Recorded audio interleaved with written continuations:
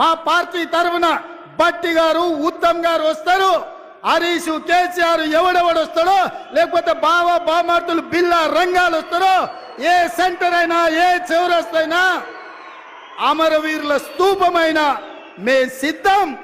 మీకు సీము నెత్తురుంటే చర్చకు రండి. 10 ఏళ్ల మీ పాలన, 8 నెలల మా ఇందరమ్మ పాలన మీద సత్త పెడదాం, సవాలు చేద్దాం. తెలంగాణ సమాజాన్ని న్యాయం చెప్పమని అడుగుదాం. ఒడ్డు పడుకున్నాం కదా అని, టీవీలు పేపర్లు ఉన్నాయి కదా అని నోటికొచ్చిన అబద్ధం చెప్పి ఈ అబద్ధాలని పేపర్లలో రాసి ప్రజల్ని మభ్యపెట్టాలనుకుంటున్నారా? ఇవాళ నిజంగానే హరీష్ రావు నువ్వు చెప్పింది నిజమైతే, కాంగ్రెస్ పార్టీ పేదలకు అన్యాయం చేస్తే నువ్వే సవాలు విసిరినావు కదా, సిద్దిపేట రాజీనామా చేస్తా అని రాజీనామా చెయ్యి. సిద్దిపేటలో నువ్వు ఎట్లా గెలుస్తావో నేను చూస్తా బిడ్డ.